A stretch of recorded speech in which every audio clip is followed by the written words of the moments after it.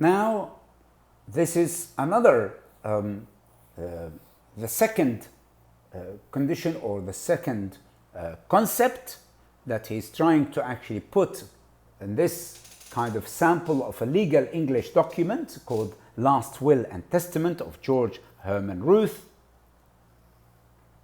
You can see that some of the features that we come across in the first one, which is the first, are actually repeated again in the second. So the word second, which means the second item, is written in uppercase to indicate that it's a fresh idea as well in this paragraph, in this article, in this item, in the last will and testament.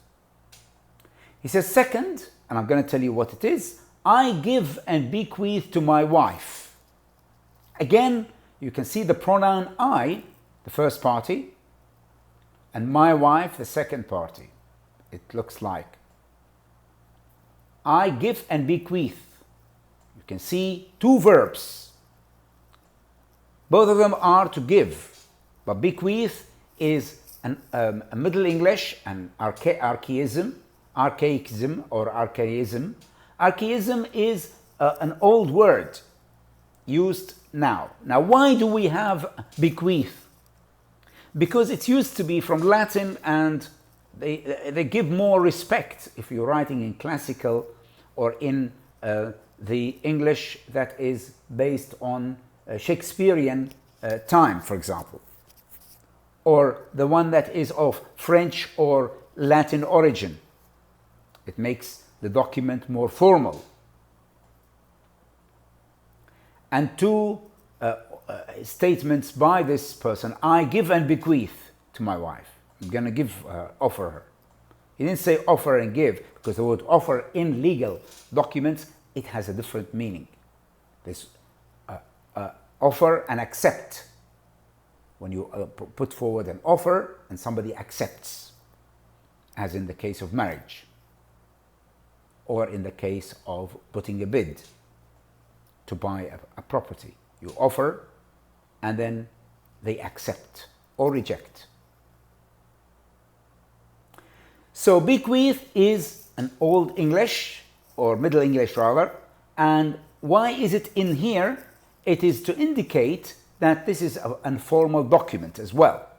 It gives the impression that it is actually formal document, which is an official document, which can be used in courts, before judges. I give and bequeath to my wife, and then comma, Clara May Ruth. Here, he's telling us who's the second party. And it's written in uppercase, the way it is when he wrote his own name, George Herman Ruth. Now we have Clara May Ruth. And then the comma comes after.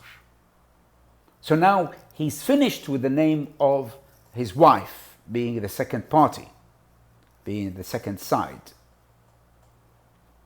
There is always in documents two sides, two parties. No third party is allowed unless it's stated in the document. I bequeath to my wife Clara May Ruth, and a comma, and I'm going to include some more information.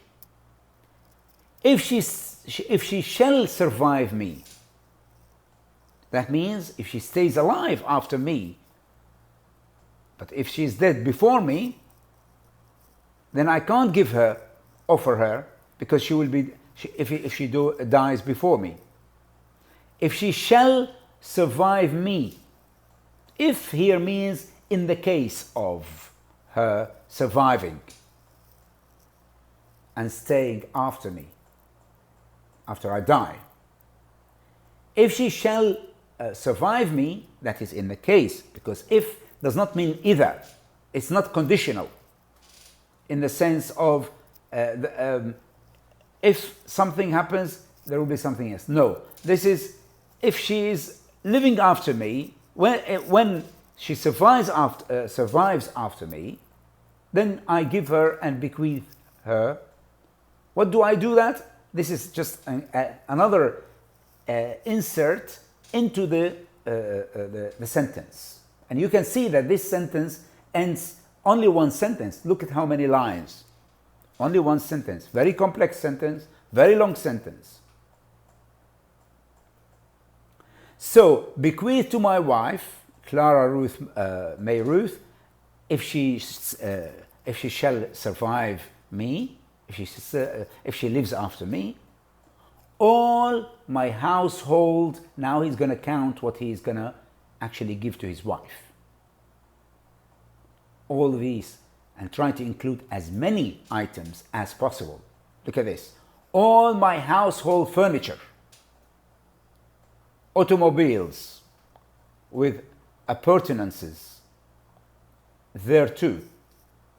In other words, my cars, whether they are cars or whatever that runs on on engine, with their appurtenances or whatever comes with these automobiles.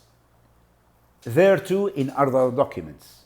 As I said, the word there does not mean this document, hereby.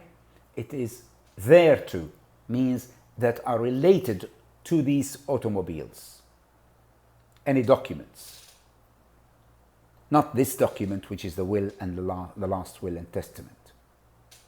So the automobiles with their documents, the documents that belong to these automobiles, that are not in this document, paintings, works of art, books, China. China here doesn't mean he's going to give her China, the country, because it's a small C.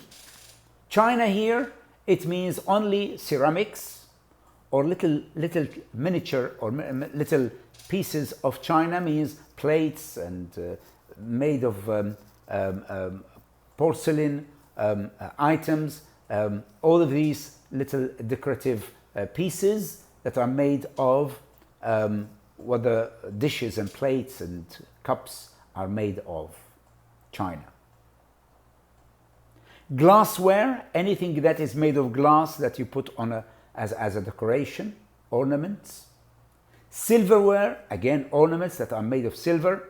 Linens, which are any coverings to his clothes, to his beddings.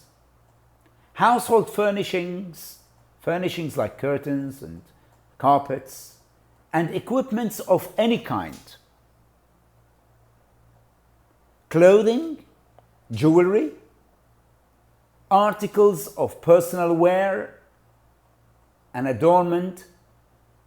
Articles means items, little things. Instead of saying things, because it's very vague, you cannot use the word things. You have to say articles. Of personal wear, that means items that he personally wears.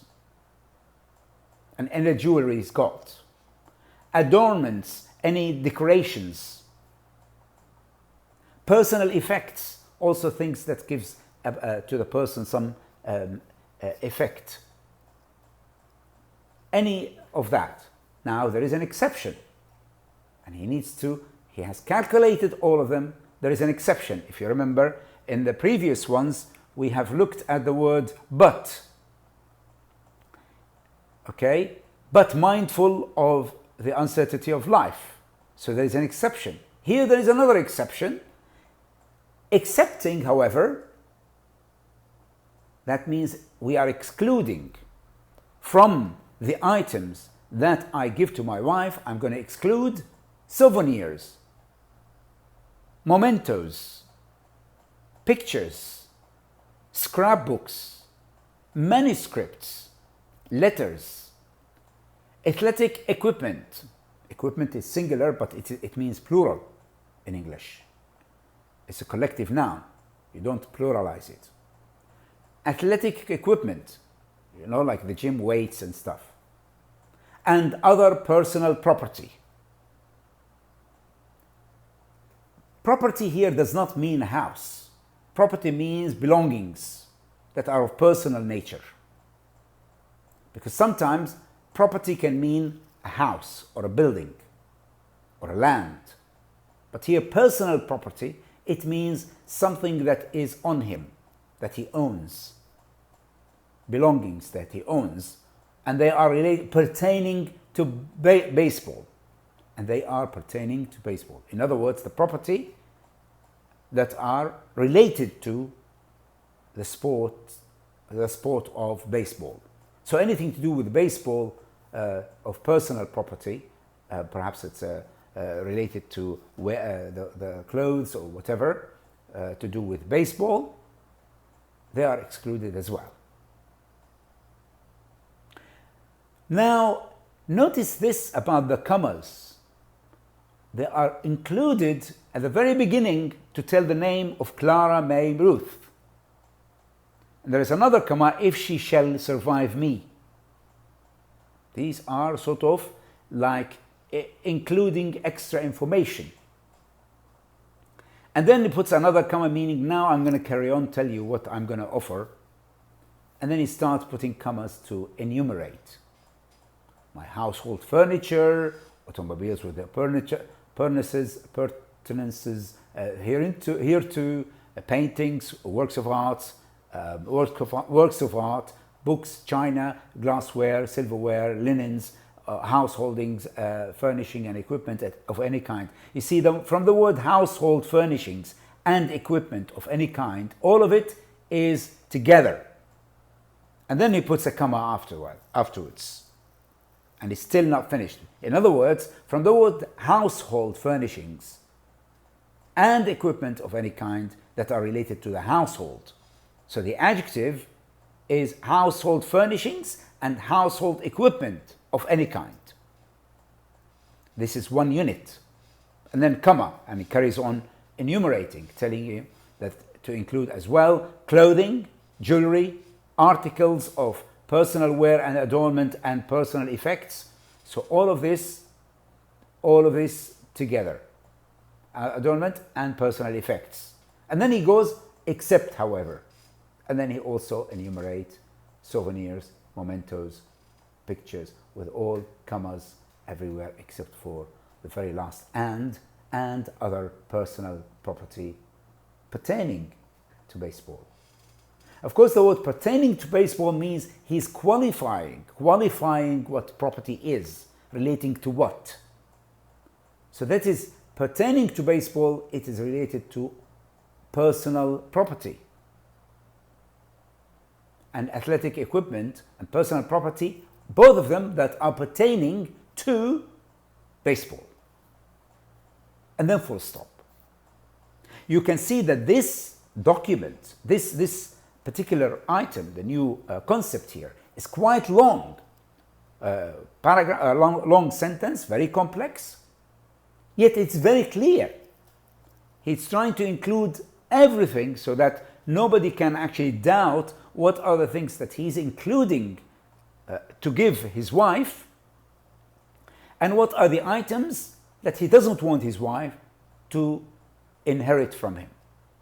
And he doesn't want to give her these, like the souvenirs, the mementos, the pictures, the scrapbooks and manuscripts, letters, and athletic equipments that he's got, and property that is related to baseball. Now we have finished 3 items from this last will and testament, and I am going to now mention few of the features that I have talked about in the previous 2 episodes and this episode of sample analyzing a legal English document. Now, what are the features that we come across? Some of the features here, because I'm not going to include all of them, and I have already mentioned them, most of them. They are words in uppercase. That means all the word is written, like the word features here, for example, is written in uppercase. All the letters are capital. That are words in uppercase. And these words that are in uppercase usually are names of the parties, the 2 parties. Party 1, party 2, or side 1 and side 2. And it's George and Clara, his wife. Common couplings, in other words, words that come together. Like, for example, give and bequeath. They come together. There will be also adverbs with prepositions. Hereby, heretofore, thereto. So either there with preposition or here with preposition. Here means this document, the will. And there means other documents that are done either attached to this document or done previously. Capitalization, when you are mentioning the name of the document itself. If it's a statement, or if it's a testament, or if it's a will, you put it in capital. You capitalize. You capitalize executors, for example, because it's a second party. You can capitalize, for example, the word employee and employer. Not uppercase, but capitalize. There's also the passive structure, be made. Very common in legal documents and in here. Abuse of nominalization, lots of nominalizations, lots of noun phrases, long ones. Postponement of main verb. If you remember when he says I, George, Ruth, Herman, Ruth, who is in the right mind, who's mindful, but mindful of uncertainty of life, do make, declare and publish. These are couplings as well. He's trying to include all the verbs that he needs to include. So this being delayed. And also long and complex sentence structure.